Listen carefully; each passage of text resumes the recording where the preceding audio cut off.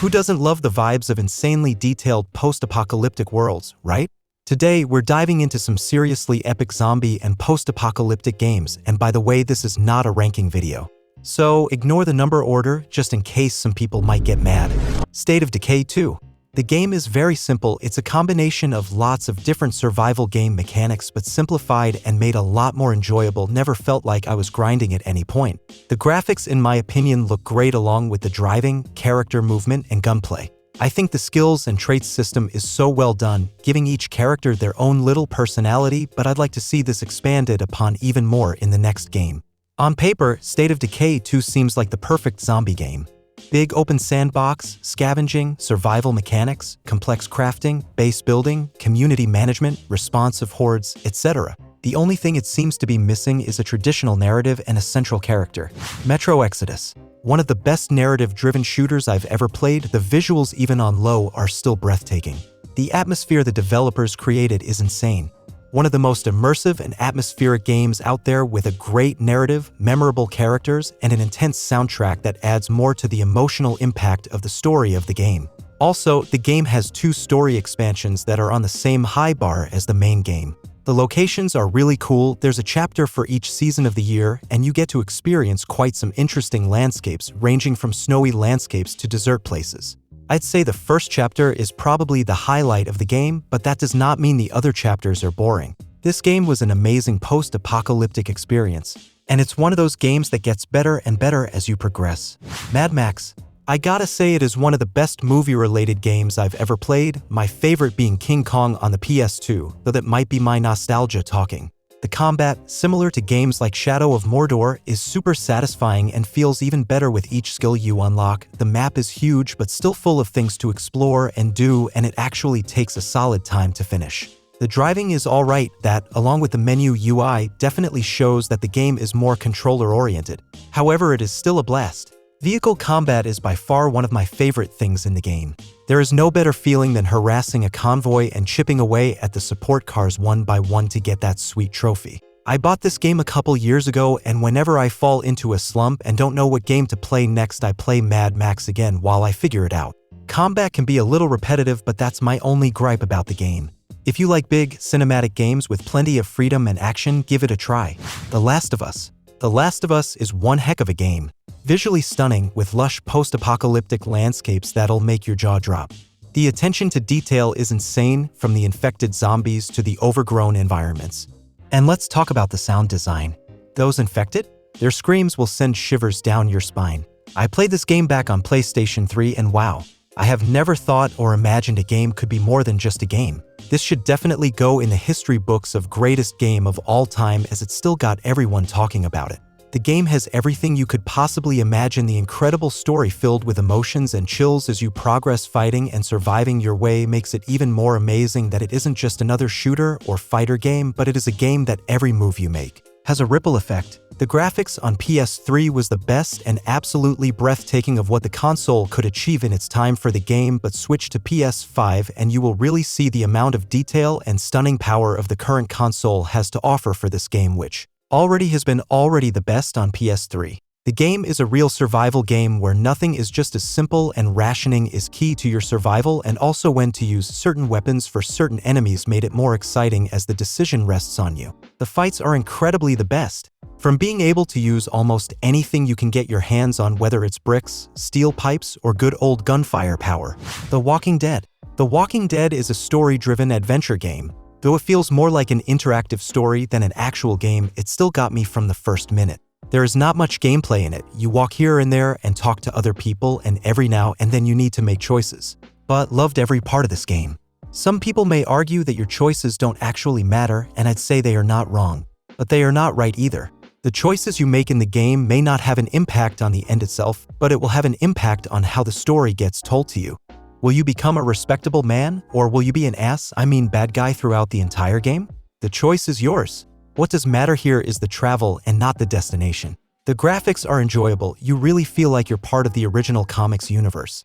The game developers also had the good idea to create their own story and not simply take the comics story. This is not a simple adaptation of the comics books. This is a parallel story which does not make some fan services. The references to the books are smart and really not invasive. All in all, this is a simple yet very enjoyable story-driven point-and-click, merging some humor and a lot of drama in a good and smart enough interactive story. Turn the lights off and play it alone or with someone else and discuss about the choices you should make or should have made.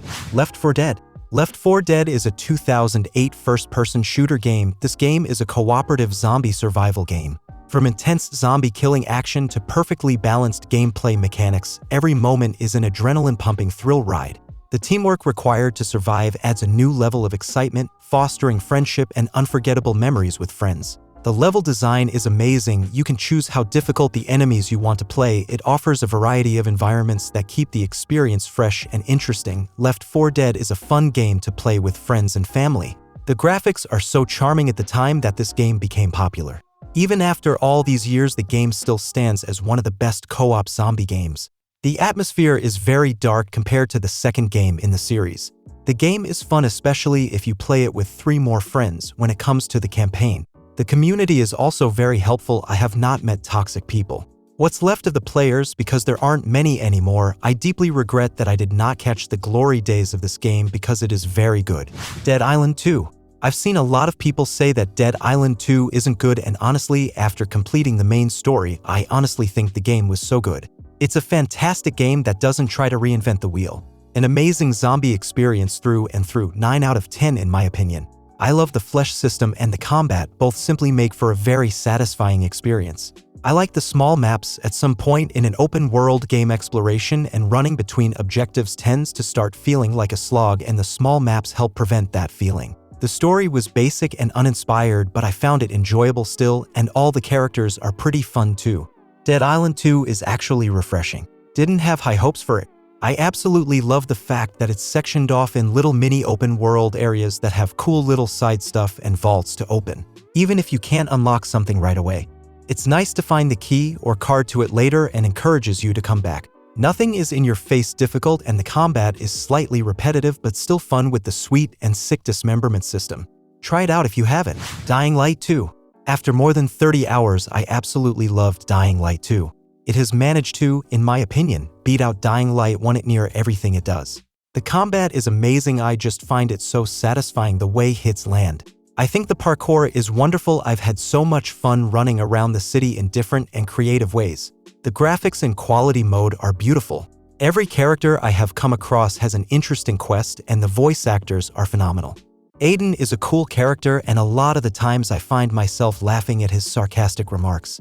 The story is one of the better ones to come out in recent years and is highly engaging. If you are thinking about getting this game but aren't sure because of some of the negative reviews, don't listen to them and get it. This game is very much what a proper sequel should be. It takes the foundations of the first game and runs wild with it. Days Gone. Please don't let the low review score dissuade you. Days Gone is worth playing. The opening act may not hook you, but once you've upgraded your bike and character stats a few times, the game starts to feel a lot more fun and rewarding to play.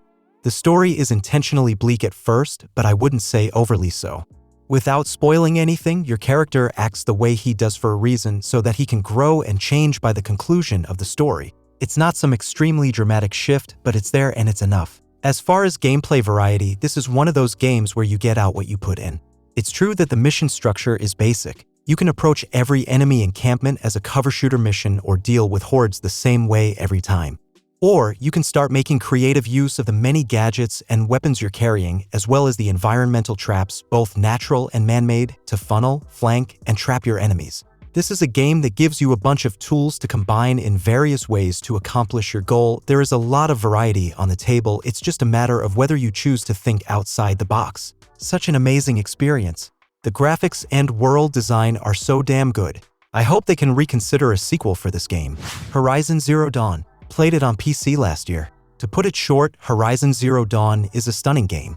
Every detail that deserved or should have attention received it. Such an engaging storyline and freedom to do what you want and go where you please is what makes Horizon Zero Dawn different from any other open-world game I've seen. One of the only complaints I have regards the climbing system.